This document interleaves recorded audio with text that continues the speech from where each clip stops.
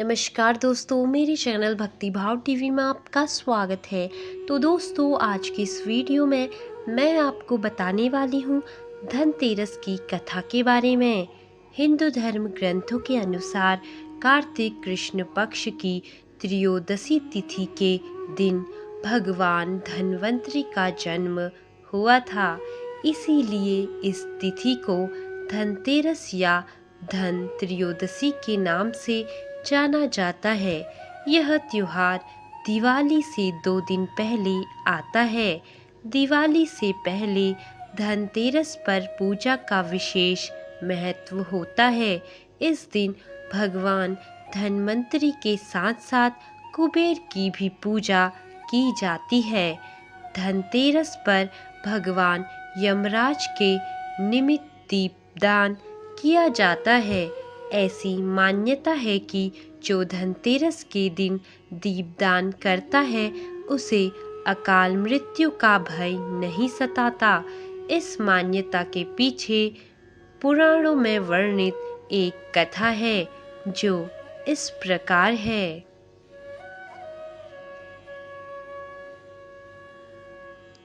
धनतेरस व्रत कथा। एक समय यमराज ने अपने दूतों से पूछा कि क्या कभी तुम्हें प्राणियों के प्राण का हरण करते समय किसी पर दया भाव भी आया है? तो वे संकोच में पड़कर बोले, नहीं महाराज। यमराज ने उनसे दोबारा पूछा तो उन्होंने संकोच छोड़कर बताया कि एक बार एक ऐसी घटना घटी थी जिससे हमारा हृदय कांप उठा था। हेम नामक राजा की पत्नी ने जब एक पुत्र को जन्म दिया तो ज्योतिषियों ने नक्षत्र गणना करके बताया कि यह बालक जब भी विवाह करेगा उसके 4 दिन बाद ही मर जाएगा। यह जानकर उस राजा ने बालक को यमुना तट की एक गुफा में ब्रह्मचारी के रूप में रखकर बड़ा किया। एक दिन जब महाराजा हंस की युवा बेटी यमुना तट पर घूम रही थी तो उस ब्रह्मचारी युवक ने मोहित होकर उससे गंधर्व विवाह कर लिया। चौथा दिन पूरा होते ही वह राजकुमार मर गया। अपने पति की मृत्यु देखकर उसकी पत्नी बिलख बिलख कर रोने लगी। उस नवविवाहिता का करुण विलाप सुनकर हमारा हृदय भी कांप उठा। उस राजकुमार के प्राण हरण करते समय हमारे आंसू नहीं रुक रहे थे। तभी एक यमदूत ने पूछा, क्या अकाल मृत्यु से बचने का कोई उपाय नहीं है? यमराज बोले, हाँ उपाय तो है। अकाल मृत्यु से छुटकारा पाने के लिए व्यक्ति को धनतेरस के दिन पूजन और दीपदान विधि पूर्वक करना चाहिए। जहाँ यह पूजन होता है वहाँ अकाल मृत्यु का भय नहीं सताता। कहते हैं कि तभी से धनतेरस के दिन यमराज के पूजन के पश्चात दीपदान करने की परंपरा प्रचलित हुई। धनतेरस पूजन विधि। इस दिन सायंकाल घर के बाहर मुख्य दरवाजे पर एक पात्र में अन्न रखकर उसके ऊपर यमराज के निर्मित दक्षिण की ओर मुंह करके दीपदान करना चाहिए। दीपदान करते समय यह मंत्र बोलना चाहिए, मृत्युना पास हस्तेन कालेन भार्यया सह त्रयोदश्या दीपदानात् सूर्य प्रीतयामिति। रात्रि को घर की स्त्रियां इस दीपक में तेल डालकर 4 बत्तियां जलाती हैं और जल, रौली, चावल, फूल, गुड़, नैवेद्य आदि सहित दीपक जलाकर यमराज का पूजन करती हैं। हल जूती मिट्टी को दूध में भिगोकर सेमर वृक्ष की डाली में लगाएं और उसको 3 बार अपने शरीर पर फेर कर कुमकुम का टीका लगाएं और दीप प्रज्वलित करें। इस प्रकार यमराज की विधि विधान पूर्वक पूजा करने से अकाल मृत्यु का भय समाप्त होता है तथा परिवार में सुख समृद्धि का वास होता है। दीपदान का महत्व धर्मशास्त्रों में भी उल्लेखित है। कार्तिक कश्यासिते पक्षे त्रयोदश्या निशामुखे यमदीपम बहिर्दधातप मृत्यु विनश्यति, अर्थात कार्तिक मास के कृष्ण पक्ष की त्रयोदशी को यमराज के निमित्त दीपदान करने से मृत्यु का भय समाप्त होता है। भगवान धन्वंतरि का भी होता है पूजन। भगवान यमराज के अलावा धनतेरस पर भगवान धन्वंतरि का पूजन होता है। पुराणों में वर्णित कथा के अनुसार देवताओं व दैत्यों ने जब समुद्र मंथन किया तो उसमें से कई रत्न निकले। समुद्र मंथन के अंत में भगवान धन्वंतरि अमृत कलश लेकर प्रकट हुए। उस दिन कार्तिक मास के कृष्ण पक्ष की त्रयोदशी ही थी, इसीलिए तब से इस तिथि को भगवान धन्वंतरि का प्रकोत्सव मनाए जाने का चलन प्रारंभ हुआ। पुराणों में धन्वंतरि को भगवान विष्णु का अंशावतार भी माना गया है। धनतेरस के दिन भगवान धन्वंतरि का पूजन इस प्रकार करें। पूजन विधि: सर्वप्रथम नहाकर साफ वस्त्र धारण करें। भगवान धन्वंतरि की मूर्ति या चित्र साफ स्थान पर स्थापित करें तथा स्वयं पूर्व दिशा की ओर मुख करके बैठ जाएं। उसके बाद भगवान धन्वंतरि का आवाहन निम्न मंत्र से करें। सत्यम च येन निरतं रोगम विधूतम अन्वेषित च सविधिम आरोग्यमस्य गुणम निगुणम औषध्य रूपम धन्वंतरिम च सतम प्रणमामि नित्यम। इसके पश्चात पूजन स्थल पर आसन देने की भावना से चावल चढ़ाए। इसके बाद आचमन के लिए जल छोड़ें। भगवान धन्वंतरि के चित्र पर गंध, अबीर, गुलाल, पुष्प, रोली आदि चढ़ाएं। चांदी के बर्तन में खीर का भोग लगाएं। अगर चांदी का पात्र उपलब्ध न हो तो अन्य पात्र में भी भोग लगा सकते हैं। इसके बाद पुनः आचमन के लिए जल छोड़ें। मुख शुद्धि के लिए पान, लौंग, सुपारी चढ़ाएं। भगवान धन्वंतरि को वस्त्र, मौली अर्पण करें। शंख पुष्पी, तुलसी, ब्राह्मी आदि पूजनीय औषधियाँ भी भगवान धन्वंतरि को अर्पित करें। रोग नाश की कामना के लिए इस मंत्र का जाप करें। ओम रम रुद्र रोग नाशाय धन्वंतरिये फट। इसके बाद भगवान धन्वंतरि को श्रीफल व दक्षिणा चढ़ाएं।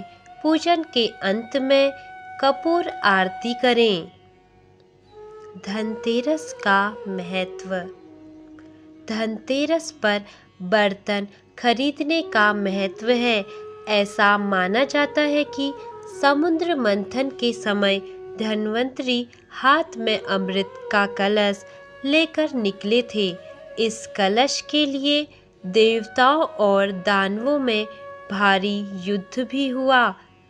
इस कलश में अमृत था और इसी से देवताओं को अमरत्व प्राप्त हुआ। तभी से धनतेरस पर प्रतीक स्वरूप बर्तन खरीदने की परंपरा है।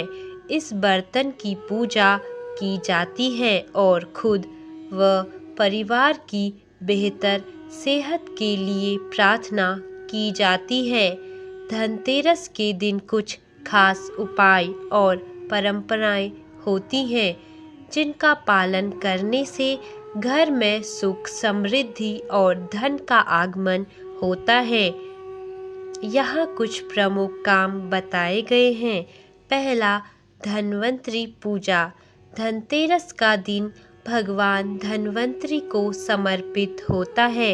इस दिन उनकी पूजा की जाती है क्योंकि वे आयुर्वेद के देवता और चिकित्सा के प्रतीक माने जाते हैं। दूसरा, धन की पूजा। इस दिन को धन प्राप्ति का दिन माना जाता है। लक्ष्मी पूजा करके घर में सुख, समृद्धि की प्रार्थना की जाती है। तीसरा, नया सामान खरीदे। इस दिन विशेष रूप से सोना, चांदी या कोई धातु खरीदने का शुभ माना जाता है। इसे घर में सौभाग्य लाने वाला माना जाता है। चौथा, दीप जलाना। शाम के समय घर के मुख्य दरवाजे पर दीपक जलाना शुभ होता है ताकि माता लक्ष्मी का आगमन हो सके। पांचवा, स्वास्थ्य की देखभाल। चूँकि यह दिन धन्वंतरि भगवान से जुड़ा है, इस दिन अपने स्वास्थ्य की देखभाल करने और स्वस्थ रहने के लिए अच्छे संकल्प लेना भी महत्वपूर्ण है। छठा, कुबेर पूजा। भगवान कुबेर धन के देवता माने जाते हैं, इसीलिए उनकी पूजा करके आर्थिक उन्नति की कामना की जाती है। सातवां, स्वच्छता का ध्यान। घर की साफ सफाई पर विशेष ध्यान दें क्योंकि स्वच्छता से देवी लक्ष्मी प्रसन्न होती हैं। इन उपायों को अपनाकर आप धनतेरस का पर्व शुभ और मंगलमय बना सकते हैं। धनतेरस के दिन लक्ष्मी को प्रसन्न करने के लिए किए जाने वाले उपाय माना जाता है कि धनतेरस के दिन समृद्धि प्राप्ति के लिए किया गया कोई भी उपाय ज़्यादा फलदायी होता है।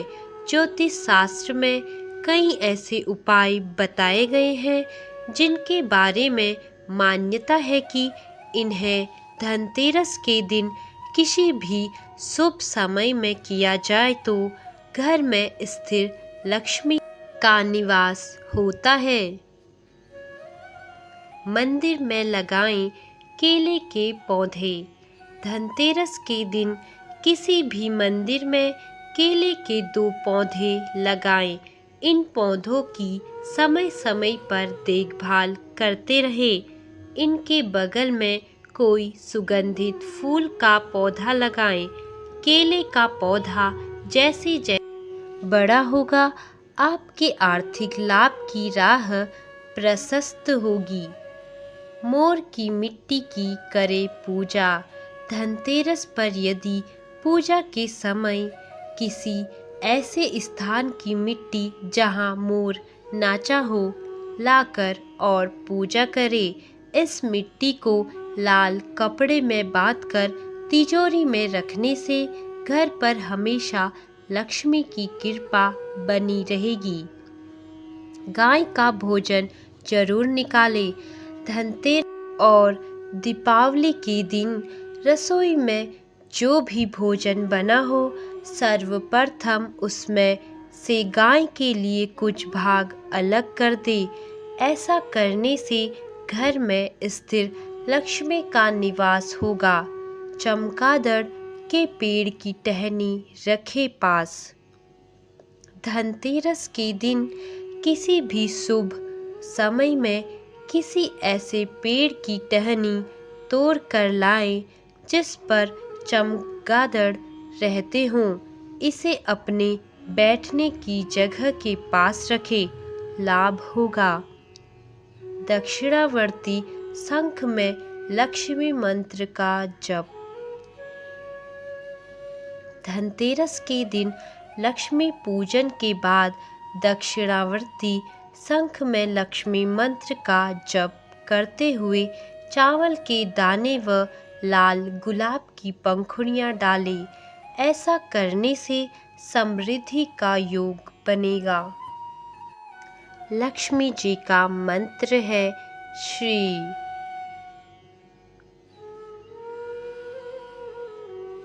लक्ष्मी को अर्पित करें लौंग। धनतेरस के दिन लक्ष्मी पूजन के बाद लक्ष्मी या किसी भी देवी को लौंग अर्पित करें। यह काम दीपावली के दिनों में रोज करें, आर्थिक लाभ होता रहेगा। सफ़ेद चीज़ों का करें दान। धनतेरस पर सफ़ेद पदार्थों जैसे चावल, कपड़े, आटा आदि का दान करने से आर्थिक लाभ का योग बनता है। सूर्यास्त के बाद न करें झाड़ू पोछा। दीपावली के दिनों में और हो सके तो रोज ही शाम को सूर्यास्त के बाद घर में झाड़ू पोछा न करें। ऐसा करने से घर से लक्ष्मी चली जाती है। गरीब की आर्थिक सहायता करें। धनतेरस पर किसी गरीब, दुखी, असहाय रोगी को आर्थिक सहायता दें। ऐसा करने से आपकी उन्नति होगी। किन्नर को धन करें दान। धनतेरस के दिन किसी किन्नर को धन दान करें और उसमें से कुछ रुपए वापस अनुरोध करके प्राप्त कर ले। इन रुपयों को सफ़ेद कपड़े में लपेटकर कैश तिजोरी में रख ले, लाभ होगा। लघु नारियल का उपाय। पहला, धनतेरस पर पूजा के समय धन, वैभव व समृद्धि पाने के लिए 5 लघु नारियल पूजा के स्थान पर रखें।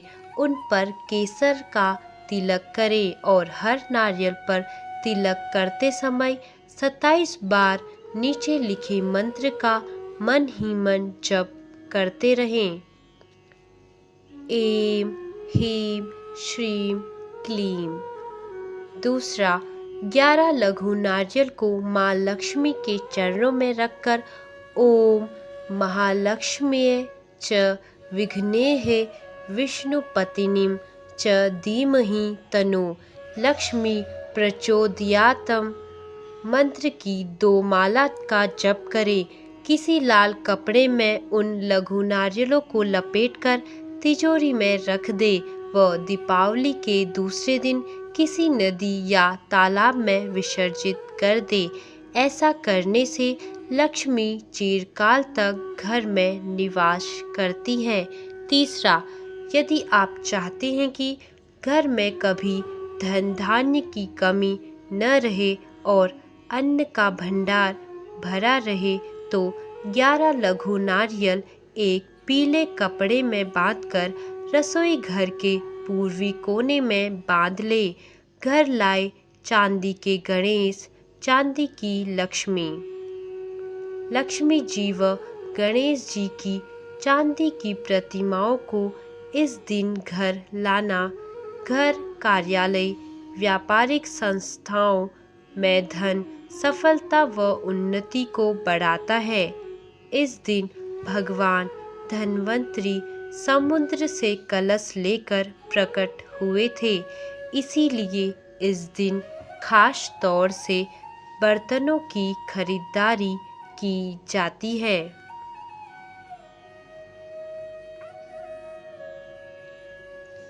सूखे धनिया के बीज का भी महत्व। ऐसी मान्यता है कि इस दिन सूखे धनिये के बीज खरीदकर घर में रखना भी परिवार की धन संपदा में वृद्धि करता है। दीपावली के दिन इन बीजों को बाग, खेत खलिहानों में लगाया जाता है। ये बीज व्यक्ति की उन्नति व धन वृद्धि के प्रतीक होते हैं।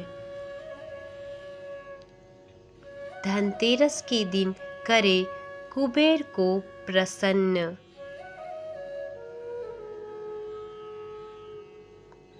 शुभ मुहूर्त में धनतेरस के दिन धूप, दीप, नैवेद्य से पूजन करने के बाद निम्न मंत्र का जाप करें।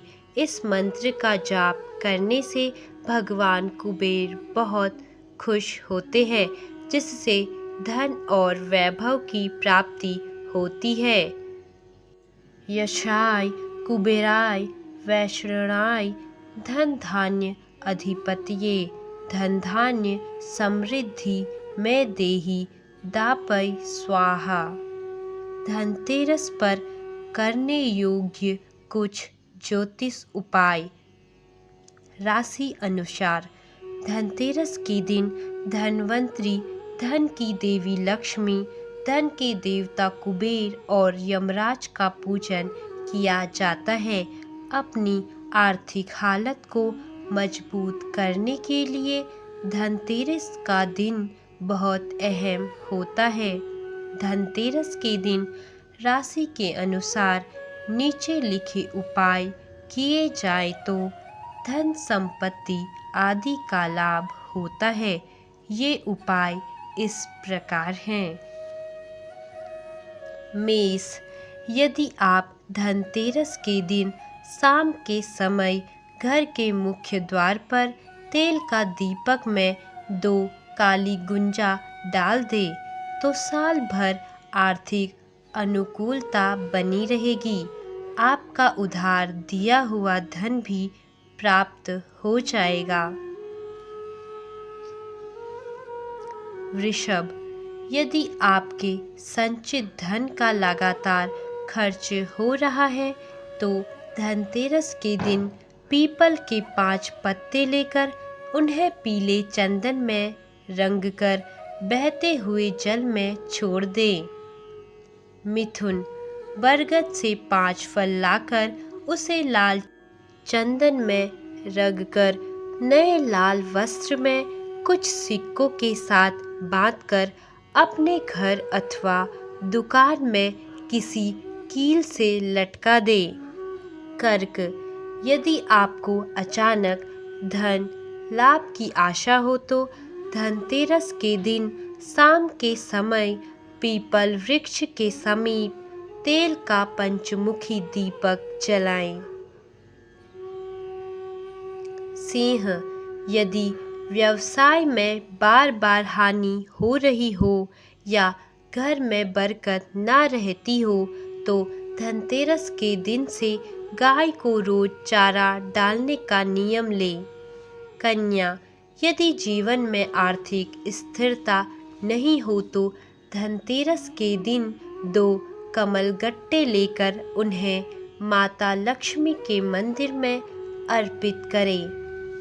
तुला, यदि आप आर्थिक परेशानी से जूझ रहे हैं तो धनतेरस के दिन शाम को लक्ष्मी जी के मंदिर में नारियल चढ़ाएं।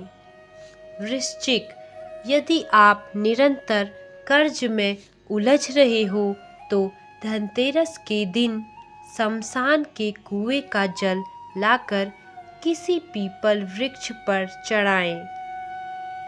धनु, धनतेरस के दिन गुलर के 11 पत्तों को मोली से बांधकर यदि किसी वट वृक्ष पर बांध दिया जाए तो आपकी आर्थिक स्थिति सुदृढ़ होगी।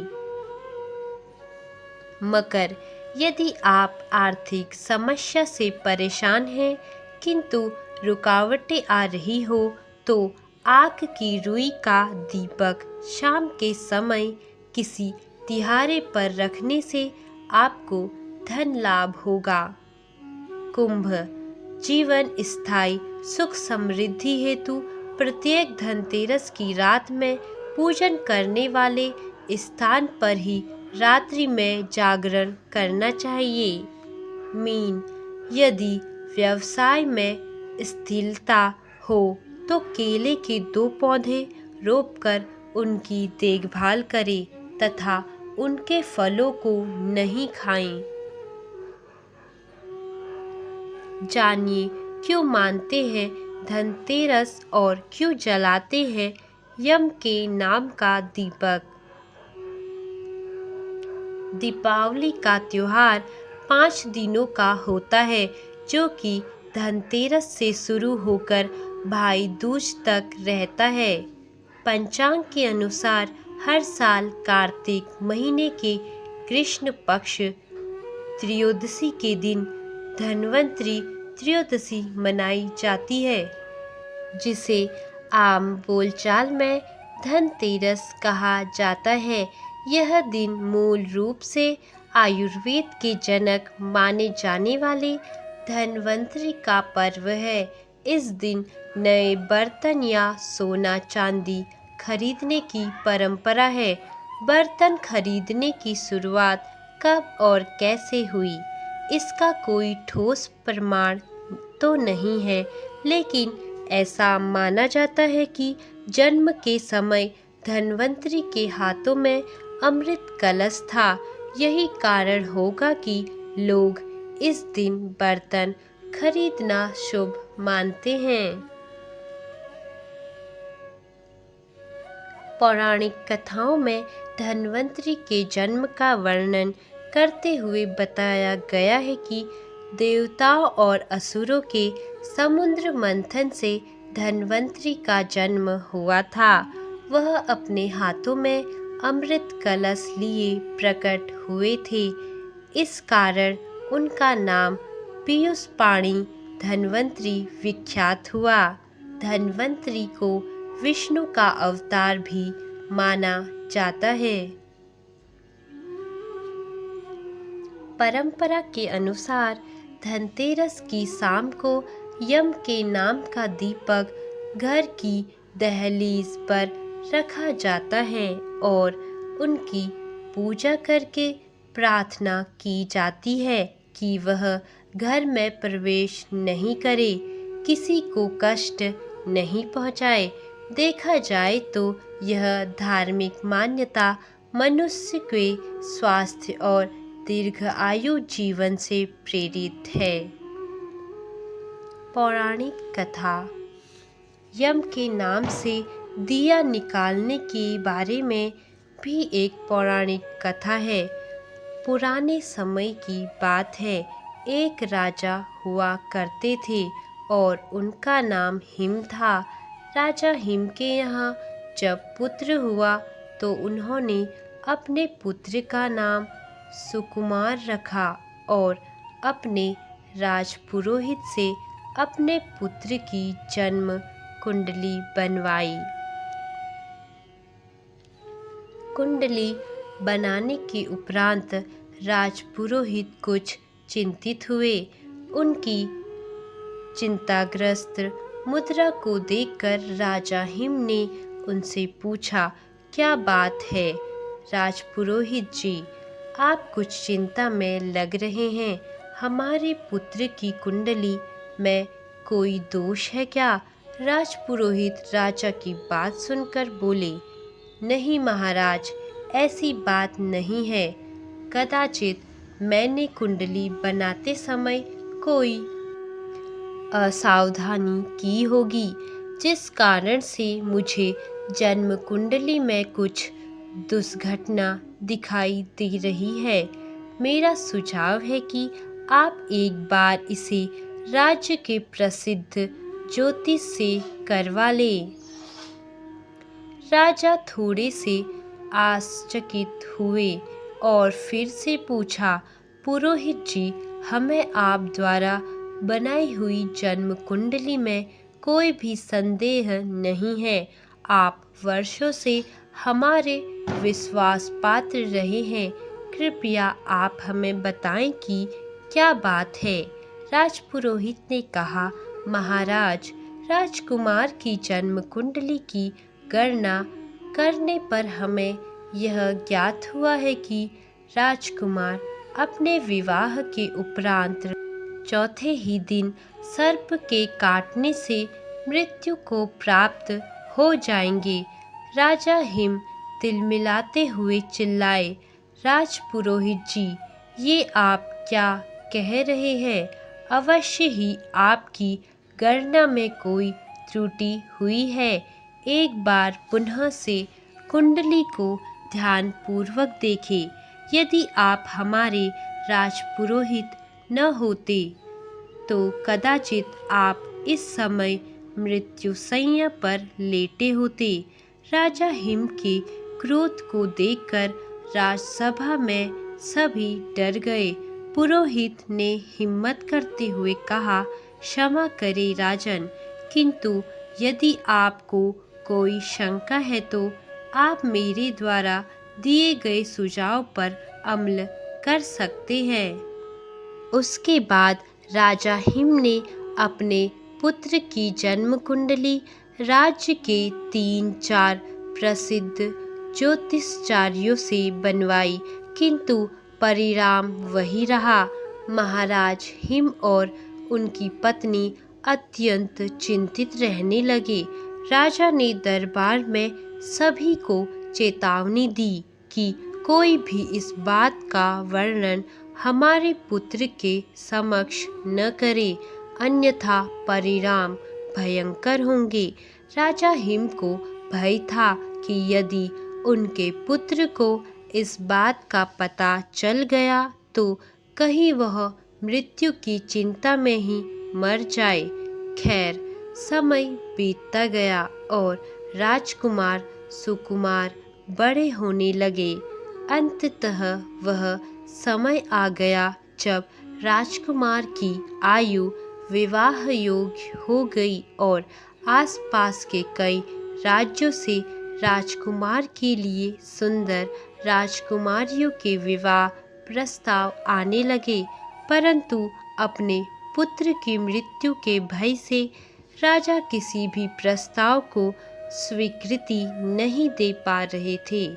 यह देखकर महारानी ने कहा, महाराज, यदि आप इसी प्रकार सभी राजाओं के विवाह प्रस्ताव को अस्वीकृत कर देंगे तो हमारा पुत्र क्या सोचेगा? जन्म कुंडली के भय से हम अपने पुत्र को उम्र भर के लिए कुंवारा तो नहीं रख सकते, और फिर मृत्यु तो सर्प के काटने से होगी। यदि हम महल में सुरक्षा व्यवस्था बढ़ा दे तो कदाचित सर्प के राजकुमार के पास पहुंचने से पूर्व ही हम उस सर्प को मार गिराएं। राजा हिम को महारानी का सुझाव पसंद आया और उन्होंने एक सुंदर राजकुमारी से, जिसका नाम नयना था, से अपने पुत्र के विवाह के लिए स्वीकृति दे दी। राजकुमारी नयना देखने में जितनी सुंदर थी, बुद्धि भी उतनी ही प्रखर थी। विवाह से पूर्व राजा ने अपने पुत्र की जन्म कुंडली में निहित भविष्यवाणी को कन्या पक्ष को भी बता दिया। पहले तो वधू के पिता ने इस संबंध से साफ इनकार कर दिया, किंतु जब यह बात राजकुमारी नयना को पता चली तो उन्होंने अपने पिता से निवेदन किया कि आप विवाह के लिए अपनी मंजूरी दे दें। अपनी पुत्री की बात को राजा ठुकरा न सके और विवाह के लिए आशंकित मन से विवाह के लिए हामी दे दी। विवाह अच्छी तरह से संपन्न हुआ। राजकुमारी नयना एक दृढ़ निश्चय वाली कन्या थी। उसने अपने पति के प्राणों की रक्षा करने का निश्चय कर लिया था। जैसे तैसे 3 दिन बीत गए। राजा हिम और राजकुमारी नयना ने चौथे दिन का इंतजार पूरी तैयारी के साथ किया। उनकी योजना के अनुसार जिस किसी भी मार्ग से सांप के आने की आशंका थी, वहाँ पर सोने चांदी के सिक्के और हीरे जवाहरात बिछा दिए गए। पूरे महल को रात भर के लिए रोशनी से जगमगाया गया ताकि सांप को आते हुए आसानी से देखा जा सके। यही नहीं, राजकुमारी नैना ने सुकुमार को भी सोने नहीं दिया और निवेदन किया कि आज हम कहानी सुनना चाहते हैं। राजकुमार सुकुमार नैना को कहानी सुनाने लगे। मृत्यु का समय निकट आने लगा और मृत्यु के देवता यमराज पृथ्वी की ओर प्रस्थान करने लगे, क्योंकि सुकुमार की मृत्यु का कारण सर्प दंश था। इसीलिए यमराज ने सांप का रूप धारण किया और महल के भीतर राजकुमार सुकुमार और राजकुमारी नैना के कक्ष में प्रवेश करने का प्रयास किया। जैसे ही वह सांप के वेश कक्ष में दाखिल हुए तो हीरे जवाहरातों की चमक से उनकी आंखें चौंधिया गई, जिस वजह से सांप को प्रवेश के लिए कोई अन्य मार्ग खोजना पड़ा।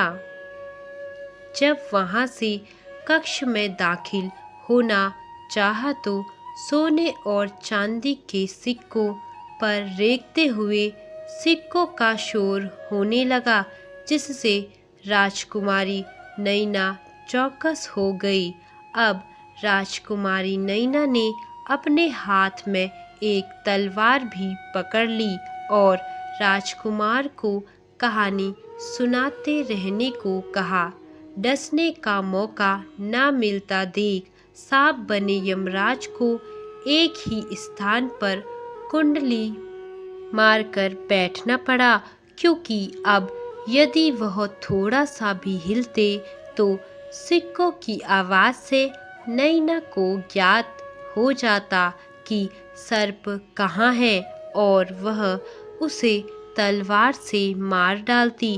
राजकुमार सुकुमार ने पहले एक कहानी सुनाई, फिर दूसरी कहानी सुनाई और इस प्रकार सुनाते सुनाते कब सूर्य देव ने पृथ्वी पर दस्तक दे दी पता ही नहीं चला। अर्थात अब सुबह हो चुकी थी, क्योंकि अब मृत्यु का समय जा चुका था। यमदेव राजकुमार सुकुमार के प्राण नहीं हर सकते थे, अतः वे वापस यमलोक चले गए और इस प्रकार राजकुमारी नैना ने भविष्यवाणी को निष्फल करते हुए अपने पति के प्राणों की रक्षा की। राजकुमार सुकुमार कभी नहीं जान पाए कि उनकी कुंडली का क्या रहस्य था, क्यों उनकी पत्नी ने विवाह के चौथे दिन कहानी सुनाने का निवेदन किया और आखिर क्यों कहानी सुनते हुए उन्होंने तलवार थाम ली थी।